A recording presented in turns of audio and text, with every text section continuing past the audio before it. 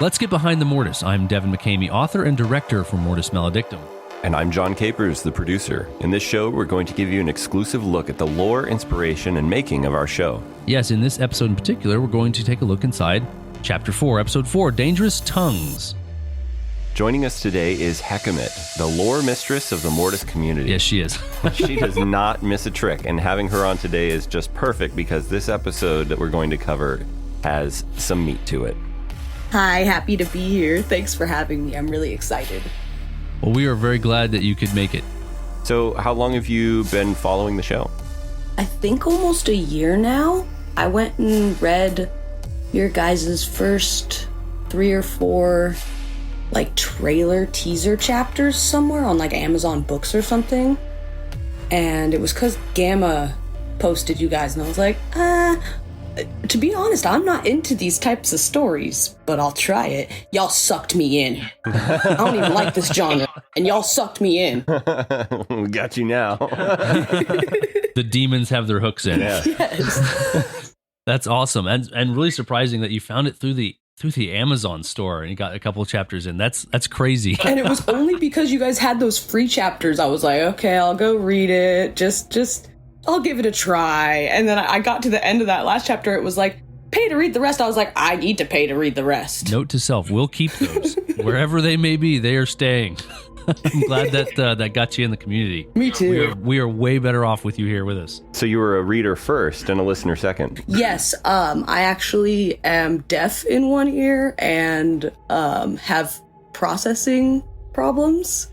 So I don't hear things very well, so I don't usually go to audiobooks. But I had to go check y'all's audiobooks out. So that's actually a kind of a good point. As someone with kind of those struggles, does the audio still come through okay for you? Are there things that we can do in the sound design and soundscape of it to help out people that have those struggles? It's very good. The only thing, there's only a few chapters where the music audio goes over the vocal audio. Okay, that's good. And it's louder than the voices, and that's when I start having a hard time being able to hear it. Otherwise, you guys are fine though. Gotcha. Have those issues been resolved more in the more recent stuff? Yes. Great. Then I know the solution. Yeah, I was about to say, there was one, I think I commented on the Patreon, and there was one recent one, in the last 5 chapters where I was like, oh, this one was kind of hard to hear. Okay. That's great, because we are looking at remastering the old stuff. We've also got the transcripts. We've been posting those with the episodes when we release them on Patreon. I don't know if you've seen that or if that's been helpful at all for kind of reading along for those that, need a little extra help in that way. Oh, it has been. I just get mad at myself when I lose my spot because my kids distract me. We know about that. It is their job in life to distract us. Yes, they are. So true. All right, well, let's go ahead and kick things off and talk about our boy Quinn. Yes. Oh, boy. Yes. Quinn. So Finally. Here we are with our first protagonist who survives. Oh my God, someone survived a Mortis episode. I know.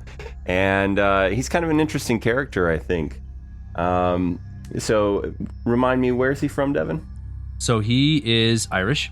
And he is a private investigator who has been hired by Siobhan McHale's family to go and find her because she's gone missing on a research study thing, in the jungles in Peru. And so he's absolutely not in his backyard at all. But he's also he's a researcher who specializes in finding missing people and private investigating to find that stuff. So he is really good at kind of tracking that stuff down. He's been all over the world. So while he's not in his backyard, he's also not unfamiliar with the area, and he's absolutely an expert in the field.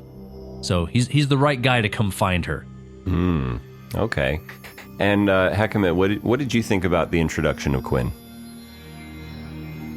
I loved how he was just get it done. Go. And then I love the part where he goes into the door and it shuts behind him and he's just like, shit! That frustration that he has is amazing. Yeah. definitely an interesting character. And of course, he's voice acted by Jeremiah John, also the narrator, also the voice of another character that we'll know and love soon. And I think that kind of some of that gravitas that, you know, he brings through his voice acting, at least for me, really helps to create that character for me beyond just what you read about him, but then transitioning to the audio. I don't know if you agree with that or disagree. Would sure love to hear your thoughts, though. Oh, I totally agree with that completely. The way he controls his voice, really, he shows the emotion in his voice. Yeah. Yeah, JJ's really good at that. he really kind of got into that character a lot too, which was really, really awesome and surprising, considering it's so different from the previous 3 episodes at that point, right? So he really showed his vocal range in that. It was really cool. Practice makes perfect. Absolutely, it does. Or progress. And I think that... Well, yeah, progress. And I think that it certainly, for me, gave a different feel from reading it to hearing him act it, because it really brought that character to life for me on a first run through. And I enjoy Quinn O'Connell. Yes. He's fun. Even when after this he goes batshit crazy. I'm glad that you had him, because I was like, there's no way anybody would stay sane that long. That's not... I'm glad you had him start losing it, because he was not sleeping, he was not eating. That poor guy. Yeah. He was having a rough go the whole time. Yeah. And like in the intervening time between this episode and the next time we see him, which, I mean, this is the first recurring protagonist, right? So when we see him in Jade Pages, which if you're listening to this now, Jade Pages is long in the past, but if you're listening to this when we get it in a couple weeks moved into the right spot, this should be like one of the first things you get to after Jade Pages, because we're putting this in between the seasons, right? To kind of keep it local. Then there's like this big intervening time where he essentially got kicked out of his town, like where of places that he goes to, because he'll like, okay, fine, I'll move somewhere else, and then I'll move somewhere else, and I'll move somewhere else. Why does he keep getting run off? Because everybody thinks he's batty and he's gone crazy and nobody wants to talk to him anymore, and they're like, he's just like this pariah. And it's just because of the crap he saw down in the jungles of Peru. Oh yeah. Gonna make you crazy. Yeah, it definitely did. So you came with questions, as I understand it. Yes. And we are here to help answer some of those questions. Yay! You've been a longtime fan of the show. What you got for me? Give me the hard ones. Give you the hard ones. Or all of them. I'm not picky. I'll start at the top. Okay. Why did you choose Peru? Was it because you wanted to go there, or have you been there? Was it because of Paititi and the ruins? That is a fantastic question. Actually, it's twofold. So, one, when I was writing that episode, my brother-in-law had just finished telling me about LiDAR. I'd never heard of it before that point, and how there are people that are able to look for old Aztec or Incan structures in Central and South America using flyover LiDAR with like planes to map the forest floor through the vegetation. And I was like, that's really cool. And I was wanting to do something with like El Dorado, City of Gold type stuff. And I'm like, what if they saw a structure that matched like an old, like an old tale or some book or something that said from hundreds of years ago that described El Dorado, which is like similar to Paititi in many aspects. Oh. In fact, some people assume they're the same place. And so I was like, okay, cool. Then we're doing Paititi. Where's Paititi at? It's in Peru or thereabouts. And I'm like, sweet, let's do that. So it's going to be LiDAR research based, looking for El Dorado / Paititi. And so that's why Peru. It's a great question. Oh, that's awesome. That explains why I like it so much, too. I love El Dorado. Yep. This is a much darker El Dorado.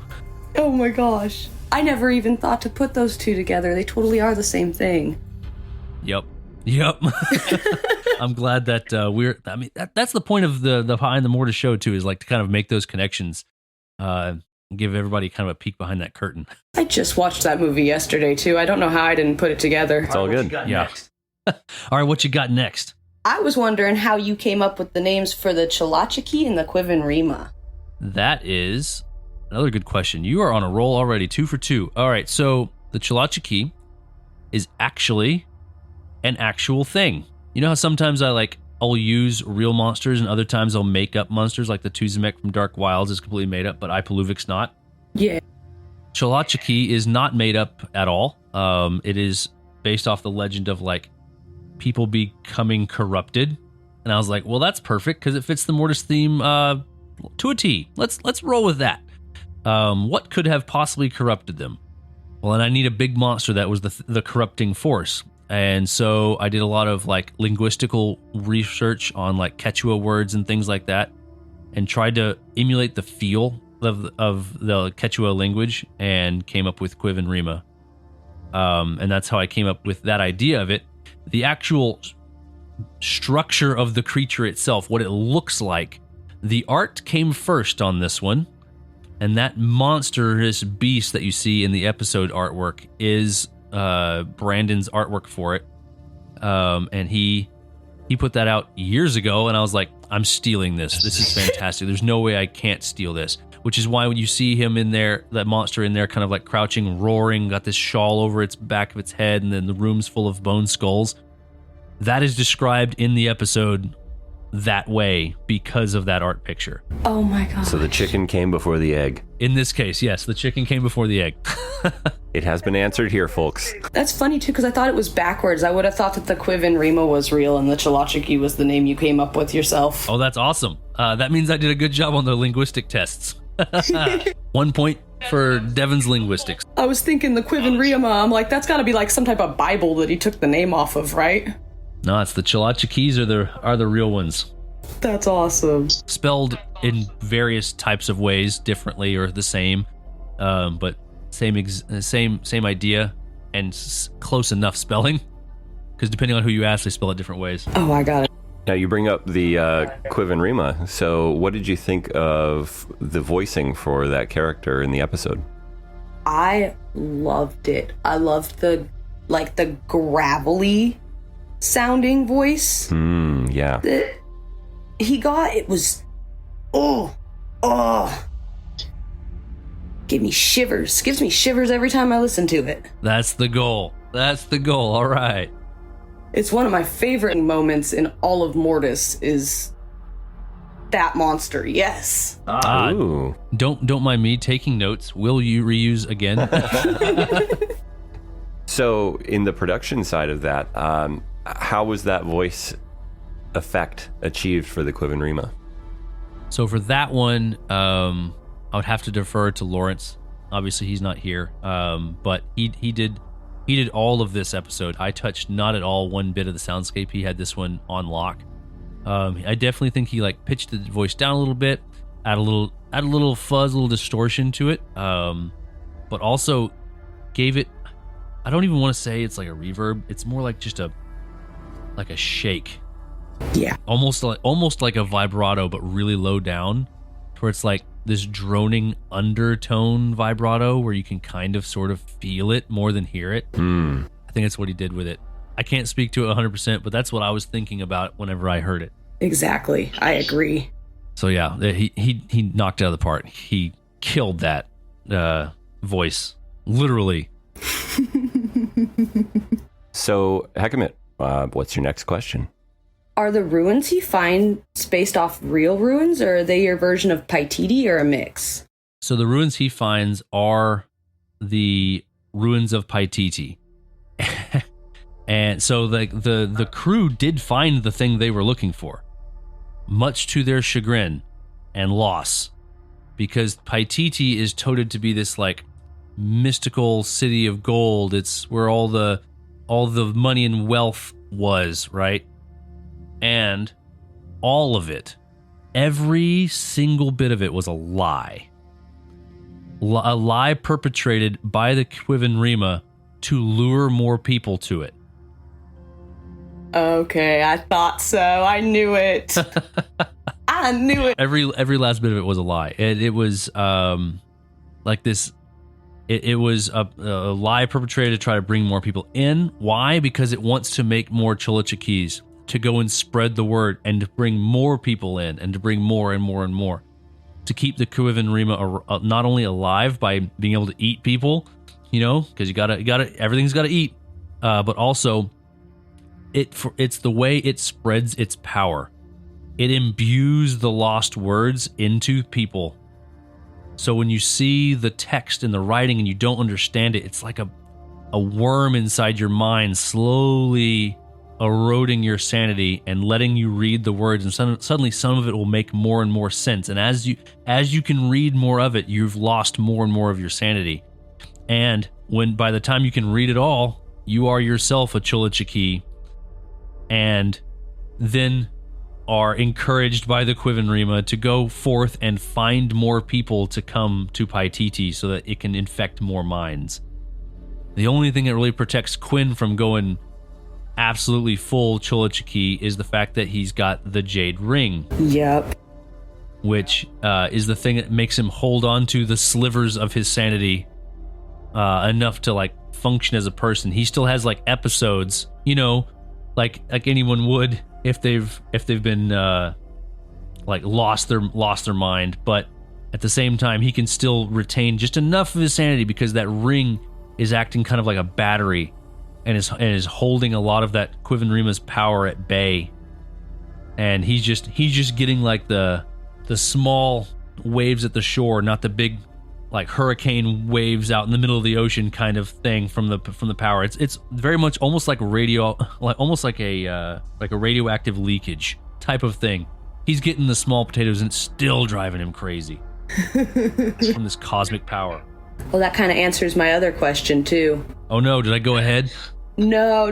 Well, I mean, a little bit. You might have answered two of them because that answered the ring question as well. Ah, yes. One of my questions was, is it supposed to be a play on how people twist demons like the Quiven Rima and deify them? And is that why there was a statue of it? And that is such a fantastic question. The answer is yes, absolutely. So she, whatever the Quiven Rima is, has created this cult around itself of the Cholichikis, and they are its servants, and they go out and they find more people, but not all of them do that. They're not strong enough to leave Paititi alive. That's why Siobhan gets killed at the end, because he thought she was strong enough, but she's not. But Quinn is, and Quinn does escape. And the Quiven Rima chases him out, as a matter of fact, and nips at his heels, and yet miraculously never eats him.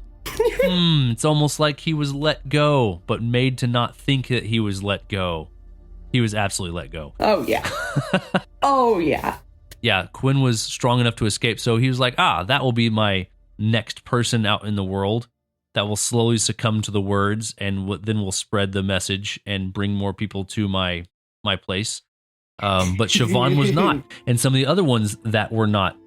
Essentially, they end up going mad and killing each other, but it's not always the case throughout history. And so sometimes people that have just barely not enough strength to escape, but are strong enough to not succumb to the insanity immediately, build small communities around Paititi, and that's why they've got like the worship of the statue and things like that in that room. That's where it comes from. 100% being from kind of a cult feel. Okay, so was it those people, or was it the team that cut his rope? That is also a superb question. Damn, you are on these. That was Siobhan herself that cut that rope. She was the last survivor. She killed everyone else. And as soon as Quinn shows up, she's like, another person to infect with the words. I'm not going to let him escape, and he will slowly go as crazy as he needs to accept the words. She went through and she dropped each one of the notes, and well in advance. It was a trap, and he found the trap, went down in the hole, and she was like, okay, he's in the trap, and she springs it by cutting the rope. She left the ring. She left the notes. She cut the rope. She orchestrated that entire thing. Oh, she left the ring too? She did all of it. She took the ring off because it was conflicting, like, with her internally. Like, she was having internal conflict about it. She's like, I can't give myself over to fully to the Chulachiki with this thing that is stopping me. So she takes the ring off. But she also knew that leaving an artifact like that just laying around would intrigue the next person. And that led her to the thing of like, oh wait, if I'm going to intrigue them, why not leave breadcrumbs of all of our research notes? Heck yeah, let's just go for it. And then she did all of those things to trap Quinn. Or whoever came after her. She didn't know it would be Quinn. Is that why her sanity went so much quicker, too, at the end? Yes, because she removed the ring.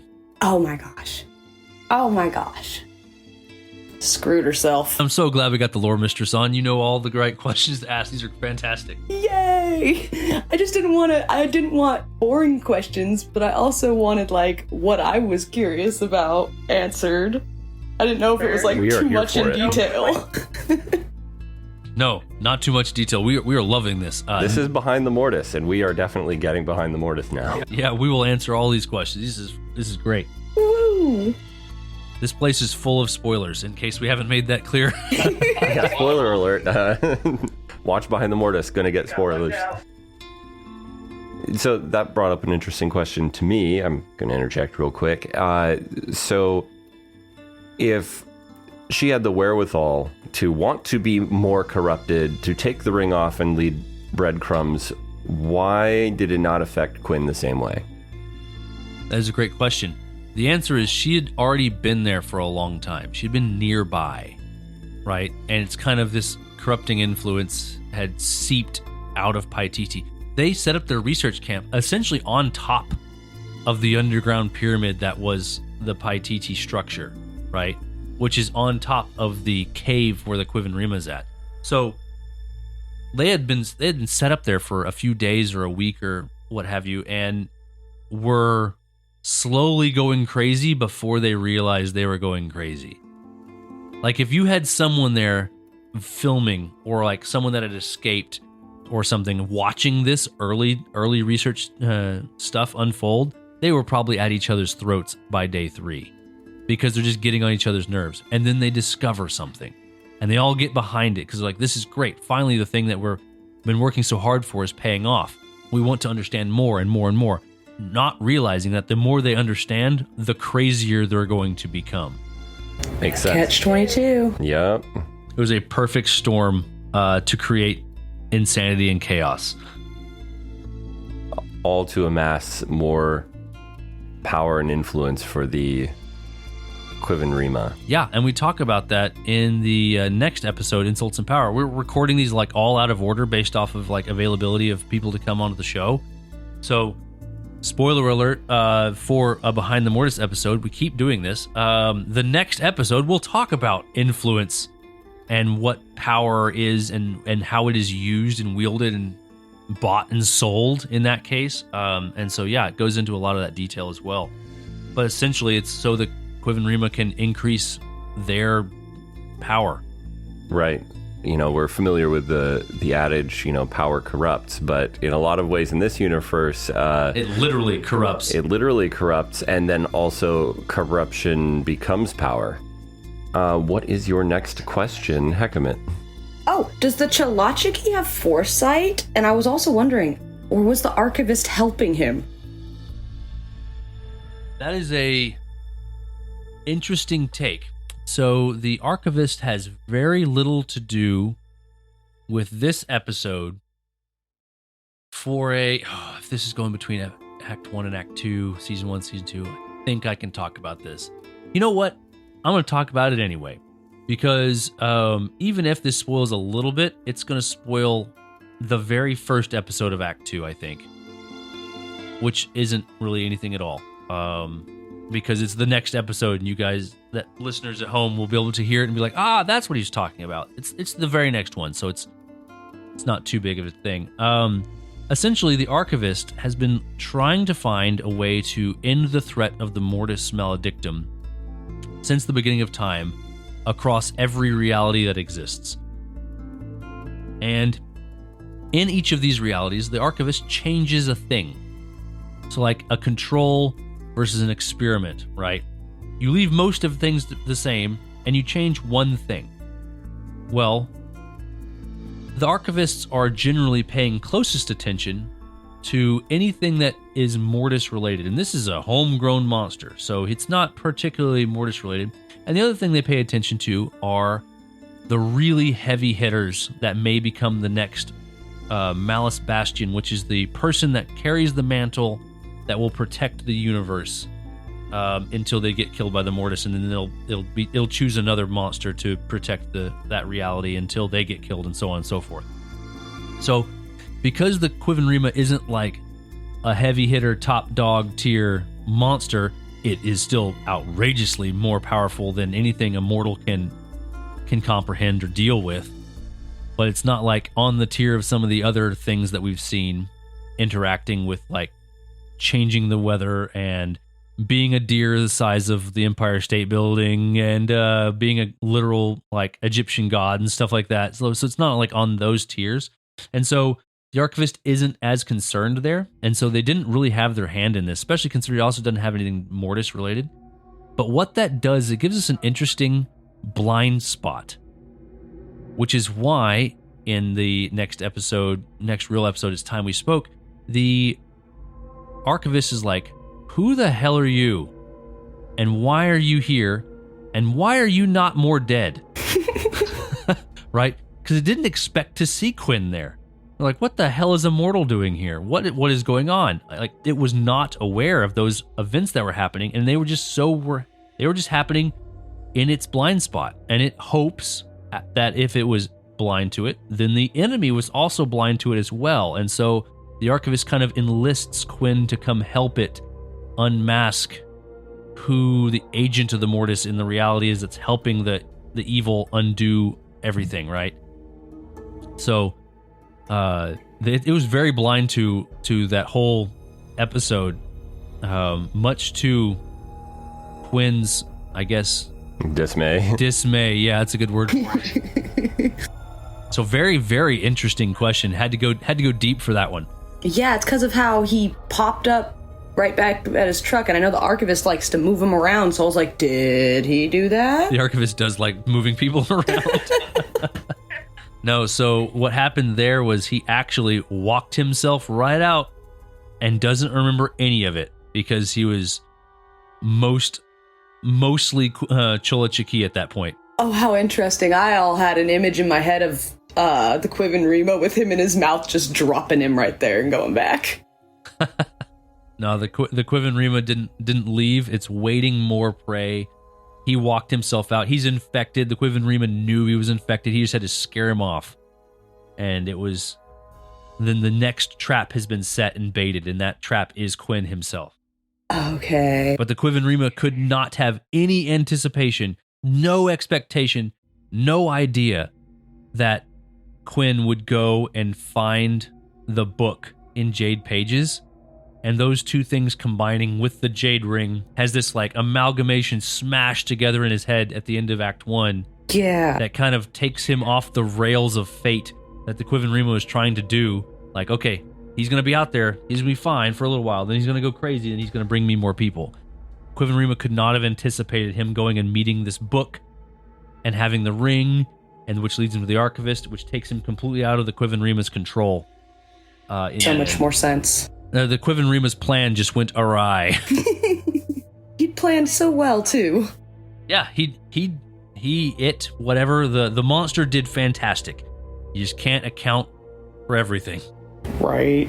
He tried his best. Oh yeah, we're here for it. Is the power of the words stronger there? Is it like a barrier for... Is that temple like a barrier for the Quivenrima and the Chulachiki? So, the words themselves... Oh, all right. You know how when I said we're going to pull back the curtain? Well, there's a curtain behind that curtain. And behind that curtain's another curtain. We're going to go that deep. You've got a copy of the book, right? You've got the hardback or paperback that you own? I did. I gave it to my friend trying to make her read it. Perfect. Keep doing that. That's awesome. Thank you. That book that you are reading, that physical book, the words you're reading are in universe the words lost, because that book is the stories that the archivist is writing in his book. Oh. Right? So it's like you're holding a copy of the archivist's tome by reading the book, the hardback or the paperback book, right? And so the words are not the Quiven Rima's words. The Quiven Rima just found the words and co-opted them and used them to corrupt mortals. So it's their idea to use them to corrupt mortals. But the words are the cosmic language that all of these immortal entities, these cosmic beings, talk to each other in. The only reason Quinn can even stand it is because he's already corrupted by the time he starts talking to more of these things. Right? He's got the Jade Ring. He's already corrupted. He's got the power when the book detonates, from the from Act 1's finale. When it detonates on him, it imbues him with that power too. So he's got enough juice to then be able to carry on conversations with these cosmic beings. But the book itself is the Mortis Maledictum book that, you buy. That's awesome. I didn't know that. Oh my gosh. Hope you got your jade on. I'm mad at myself for giving it away now, but at the same time, I had to try to get my friend into it. Yeah, so this, the books and all the stories in the book are because an archivist wrote it down, which is also why in some chapters they're written in third person. The archivist is watching something happen or has heard the story from someone, right? So maybe like Quinn told the archivist the story, and so archivist wrote it down, which is why we have chapter 4. But then in other stories, like the interlude and some of the later stuff in end of Act 2 and beginning of Act 3, it's written in first person. Why? Because they're writing in their diary, their tome, about things that they were present for. That's why the point of view shifts, and it's on purpose. Okay, so the words lost isn't exactly like a different language. It's just the power put into the words? Is that what you're meaning? Yes, so it's the power imbued into the words by the cosmic entities that are uttering them. But it's just the language, the lost language is the one that only the immortals speak to each other. Okay. Yeah, so it is kind of both. So that's what Shaban meant when he said he was already speaking the words lost. He was already corrupted. That's what it was, huh? Yeah. Seeing the words written on the page, them slowly becoming legible to where he can understand them. That's his mind getting used to the words and them just worming their way in on him. So when she said, "You're already speaking the words lost," he was talking to her and she was talking to him in that cosmic language. And the Quiven Rima was speaking in that cosmic language as well. If an outside person had been in that room when they were talking, they'd have been like, these people are speaking gibberish. Oh my gosh. I would have had no clue. That's why we're doing this. That's the whole point of the Behind the Mortis. So many layers. So that actually leads to an important point. So as we see, this is the first episode, the first chapter where Jade, being an important thing with magical properties, is introduced into the story. So let's talk a little bit about Jade. Okay. That's a big topic. What would we like to talk about with Jade? Well, I would start off with, what is Jade to this universe? Okay. Yeah. That's a great starting point. Think of Jade as a scab. That's the best way I can put it. You can think of it that way because when the Mortis Maledictum opens a rift, or when the agent of the Mortis inside reality opens a rift to let its minions of nothingness in, its tendrils seep into the world and mess stuff up, whenever that gets sealed by the Malice Bastion or by a whole bunch of monsters just fighting back against it, or the Archivist, the Jade is generated. It is the scab that forms there, right? So you'll have Jade mines in the world. Well, what is that? That means there was a rift open there somewhere, right? But it's also the reason why it works as a scab is because it stops the Mortis anti-energy, I guess, for lack of a better term, from coming in, because it's just absorbing it on contact. And so the jade can be used as like a battery, because it can just hold on to this cosmic energy, both from inside our reality and outside of it, because it is the barrier that forms between the two. And so the words lost seeping into Quinn get dulled somewhat because of the jade ring, because it's absorbing some of it. But at the same time, you can use jade objects to fight back against the minions of the Mortis as well, because it lives in both reality and outside of it. This is a tool that'll help us later. Yes, it is. That was a great question. Yeah. Do you mean it's like two different kinds of jades? Like there would be like a natural jade and then there'd be like Mortis-made jade? All jade is Mortis-made jade. It is not a naturally occurring substance. Ooh. Yeah, so anytime a rift is opened, that's where the jade comes from when it gets closed. Anywhere in the world, any amount of like jade jewelry people are holding on to, they're really holding on to a small piece of the Mortis Maledictum. So be careful if you own a lot of jade jewelry. I owned one. I'm screwed.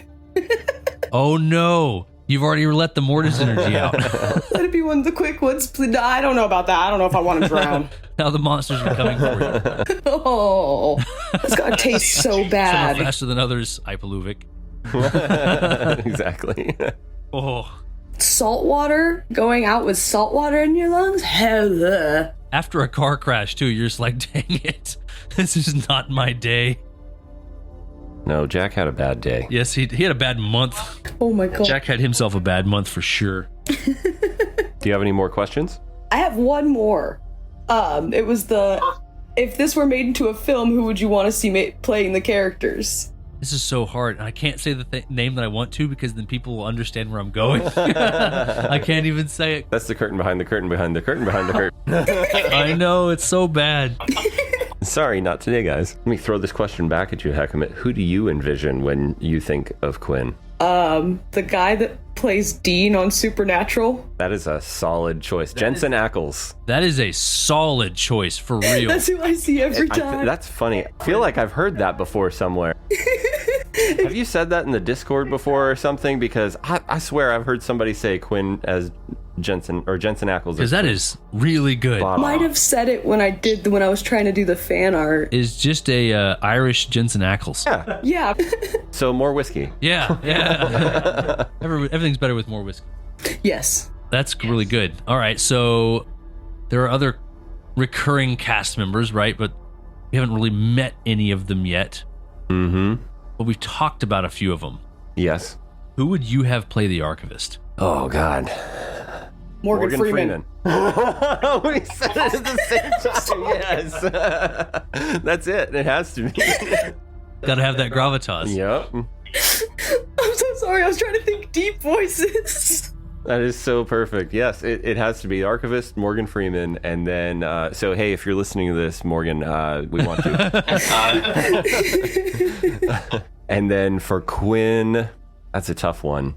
The Jensen Ackles one really. The parallel is really me. good. Yeah. That's a good pick. He fits so perfect. Yes. Yeah, he does. And the thing is, on that episode, I wasn't like sure what I wanted Mortis to be when I was writing this episode. So I was leaning more adventure-y than dark cosmic fantasy, right? So on this one, it started off trying to be more adventure-y.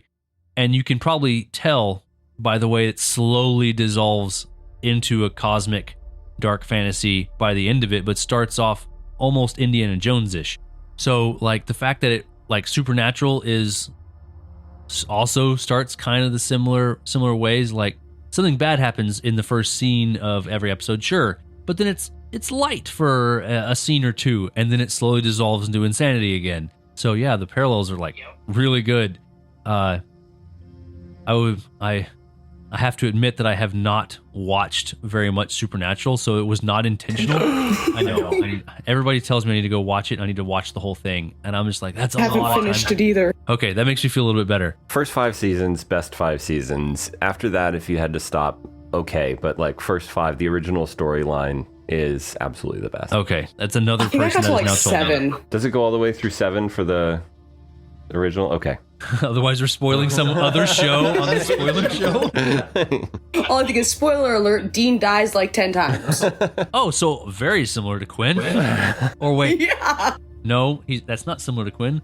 That is similar to someone else from Four Corners named Carver Wallace. That's true. He dies a lot. I'm gonna be so irked when you guys kill him. He's got the same last name as me. Oh, I'm sorry. It's gonna be like me Who dying. says he's gonna die? Over and over again. He's gonna die. We all know it. Which one's gonna die? Maybe not this one. Maybe a different one will die. All of the Or above. not. All of the above. Have you read the latest chapter from like last month Yes. in the Karakoram Mountains again? Yes. Yeah. And he slept in So the giant's hands, right? Yes, exactly. It was like I had to tell everybody, like, okay, he's not just really good and not just really lucky. It's a combination. There have been other Carver Wallaces that have sort of kind of made it this far, but they're all dead by this point. He's just the one white blood cell still fighting back. All I think is like Mario. You get a little further every time. That's exactly what it is. That's so appropriate. That's exactly what it is. All right. Well, with that, first of all, just want to thank you so much, Hekammit, for being on the show with us today. It has been an absolute pleasure to have you. You absolutely knocked it out of the park with your questions. We knew having you on the show is going to be a wild ride, and you did not disappoint at all. Not at all. Those questions were so... Cannot wait to have you on again for future episodes. So start thinking now about which one you would want to be on next, because we would love to have you back. Yeah, you get a bank of questions lined up or something like that. That's the one you want. If you've got 1 or 2 questions, maybe still, but the ones that you have the burning questions on, definitely let us know, and we'll get you back on for it. Oh, I'm down. I'll go figure out which one's next. All right. So as a reminder, this show is listener supported through our Patreon, and as a thank you, our supporters can listen to our new exclusive storyline, Four Corners, that we were just talking about, with episodes coming out every month. And I'm sure Hekammit can attest to what we're putting out there for our supporters. So thank you again to our supporters like Hekammit, and thank you all so much for joining us on our digital recording booth today. Yeah, thanks for coming. Definitely, for sure. This has been a blast having you on the show. I can't wait to get you back. Oh, thank you. It was so fun.